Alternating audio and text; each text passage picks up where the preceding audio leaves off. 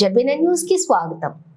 ఎం లక్ష్మణ్ అనే coal cutter కార్మికుడి accident ని గని ప్రమాదంగా గుర్తించాలి. Singareni colliers employees union CITU డిమాండ్. కాబట్టి అది యాక్సిడెంటల్ డెత్ గానే దాన్ని పరిగణించాలి, రెండో థాటే లేదు దీంట్లో అనేది మనం డిమాండ్ చేయాల్సిన అవసరం ఉంది ఈ తరుణంలో.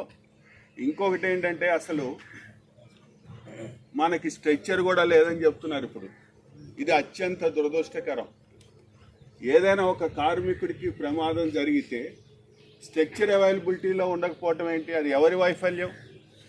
మరి మైన్లు ఏం నడుపుతున్నట్టు వీళ్ళు? అది కాదు, ఏం నడుపుతున్నట్టు, ఏం అధికారులు ఏం చేస్తున్నట్టు వీళ్ళు? ఈ సేఫ్టీ ఆఫీసర్లు, మేనేజర్లు, ఏరియా సేఫ్టీ ఆఫీసర్లు వీళ్ళందరూ ఏం పని చేస్తున్నట్టు? కనీసం ఇవన్నీ పట్టించుకోరా? దానికి సంబంధించి ఉపన్యాసాలు చెప్పి మీటింగులు పెట్టి మరి పిట్ సేఫ్టీ కమిటీలు జరుగుతున్నాయి. పిట్ సేఫ్టీ కమిటీల్లో మరి ఈ విషయాలన్నీ దృష్టికి తీసుకొస్తున్నారో రావట్లేదో కూడా తెలియదు. మరి అయినా పరిష్కరించట్లేదా, తీసుకొచ్చిన యాజమాన్యం పరిష్కరించట్లేదా అనేది తెలియదు. కానీ కార్మికులు అంబులెన్స్ రెడీగా ఉండాలి. ఎప్పుడు ఏ మైన్ నుంచి ఏ వార్త వస్తుందో అని చెప్పి రెడీగా. ఇంతకు ముందు ఒక అగ్రిమెంట్ ఉండే, మైన్ దగ్గర అంబులెన్స్లు ఉండాలని పాతకాలంలో. ఇప్పుడు ఏమైనా ఉన్నాయా? అంబులెన్స్లు ఎక్కడైనా పెడుతున్నారా? చివరికి అతన్ని మన ఇప్పుడు మిత్రులు చెప్తున్నారు కొంతమంది, డిస్పెన్సరీకి తీసుకెళ్తే డిస్పెన్సరీలో డాక్టర్ కూడా అవైలబిలిటీలో లేడు, మళ్ళీ అక్కడి నుంచి రామకృష్ణాపూర్ హాస్పిటల్కి తీసుకెళ్లాల్సి వచ్చింది అని చెప్తున్నారు.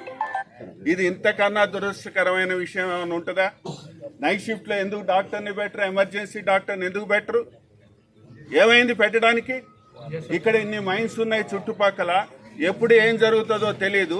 అటువంటప్పుడు ప్రతి నిమిషము యాక్సిడెంట్ అయినప్పుడు ప్రతి నిమిషం లెక్క కింద వస్తుంది. ఒక నిమిషం లేట్ అయినా సరే మనిషి ప్రాణానికి ప్రమాదం ఉంటుంది. మెడికల్కి సంబంధించిన వాళ్ళందరికీ ఆ విషయాలు తెలుసు.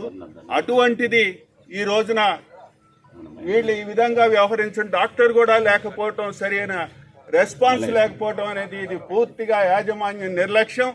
దీనికి ఈ మరణానికి యాజమాన్యమే దాన్ని బాధ్యత వహించాలి. ఇది యాక్సిడెంటల్ డెత్గా మన డిక్లేర్ చేయాలి. చేసి వాళ్ళకి రావాల్సిన బెనిఫిట్స్ అన్నీ కూడా ఇవ్వాల్సిందిగా కోరుతూ సిఐటియుగా మేము ఈ డిమాండ్ చేయదలుచుకున్నాం.